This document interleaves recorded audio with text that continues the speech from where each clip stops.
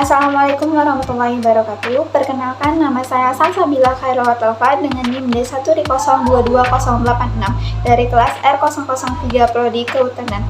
Video ini bertujuan untuk memenuhi tugas akhir mata kuliah biologi dengan dosen pengampu Bapak Ade Adriadi, SSI, MSI, CIT. Di sini saya akan membahas materi tentang genetika. Enjoy the video, guys. Materi pertama yaitu gen. Gen adalah materi genetik yang terdiri atas sepenggal DNA yang menentukan sifat individu. Gen adalah unit terkecil yang terdapat dalam setiap lokus yang khas pada kromosom.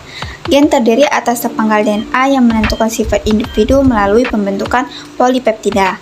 Gen berukuran antara 4-8 mikron. Sifat-sifat gen. Yang pertama, mengandung informasi genetik. Kedua, masing-masing gen mempunyai tugas dan fungsi berbeda. Ketiga, pada waktu pembelahan, mitosis dan meiosis dapat mengadakan duplikasi. Keempat, ditentukan oleh susunan kombinasi basa nitrogen. Kelima, sebagai zarah yang terdapat dalam kromosom. Kedua, ada DNA. DNA adalah suatu asam nukleat yang merupakan penyusun gen di dalam inti sel. DNA menyimpan segala informasi biologis dari setiap makhluk hidup dan beberapa virus. DNA terdiri atas dua rantai polinukleotida yang tersusun dalam heliks ganda. Setiap nukleotida terdiri atas 3 komponen, yaitu fosfat, gula deoksiribosa, dan basa nitrogen. Ketiga, ada RNA. RNA adalah makromolekul polinukleotida berupa rantai tunggal atau ganda yang tidak berpilin. RNA banyak ditemukan di sitoplasma atau ribosom. Berbeda dengan DNA, keberadaan RNA di dalam sel tidak tetap karena mudah terurai dan harus dibentuk kembali. RNA tersusun dari banyak ribonukleotida, di mana setiap ribonukleotida terdiri atas 3 komponen, yaitu fosfat, gula ribosa, dan basa nitrogen. Materi selanjutnya yaitu kromosom. Kromosom adalah penebalan benang-benang kromatin ketika pembelahan sel terjadi. Kromosom disusun oleh asam nukleat dan protein. Kromosom ini ada 2 jenis, namanya autosom dan guanosom. Autosom merupakan kromosom yang berperan dalam menentukan bentuk fisik selain kelamin, sedangkan guanosom merupakan kromosom yang berperan dalam menentukan jenis kelamin.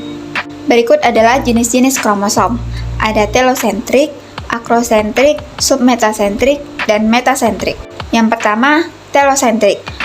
Kromosom telosentrik hanya memiliki satu lengan dengan sentrometer yang terletak di ujung.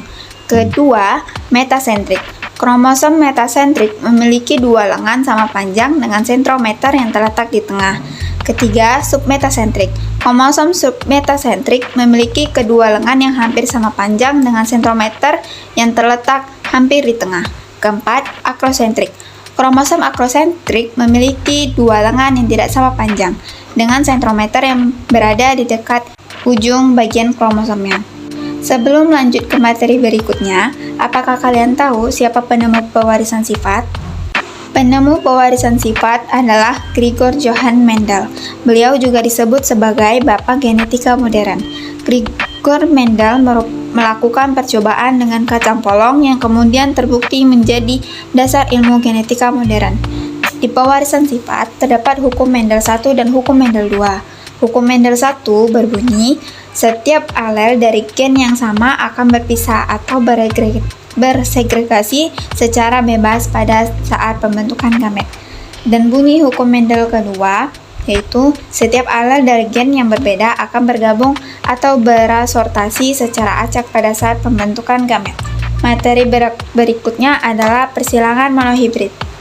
Persilangan monohibrid adalah persilangan dengan satu sifat beda. Maksudnya adalah pada persilangan ini kita hanya memperhatikan satu sifat saja, seperti warna bunga atau bentuk buah. Pada persilangan monohibrid berlaku hukum Mendel 1, karena pada saat pembentukan gamet, alel-alel yang sebelumnya berpasangan akan mengalami pemisahan secara bebas dalam 2 sel gamet. Secara bebas di sini maksudnya adalah pemisahan kedua alel tersebut tidak dipengaruhi atau mempengaruhi pasangan alel yang lainnya. Ini adalah contoh dari persilangan monohibrid.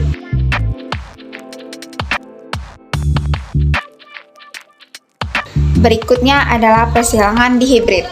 Jika pada persilangan monohibrid kita hanya memperhatikan satu sifat beda saja, maka pada persilangan dihibrid kita akan memperhatikan dua sifat beda. Misalnya warna buah dan bentuk buah, warna buah dan rasa buah, dan sebagainya. Pada persilangan dihibrid berlaku hukum Mendel 2, karena pada saat pembentukan F2, alel-alel dari gen yang berbeda akan bergabung secara bebas saat pembentukan gamet. Penggabungan secara bebas ini maksudnya adalah alel yang satu dapat secara bebas bergabung dengan alel dari gen yang lainnya tanpa adanya syarat tertentu. Ini adalah contoh dari persilangan dihibrid.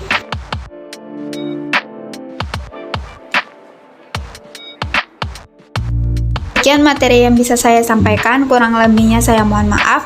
Saya akhiri dengan wassalamualaikum warahmatullahi wabarakatuh. Thank you for watching guys.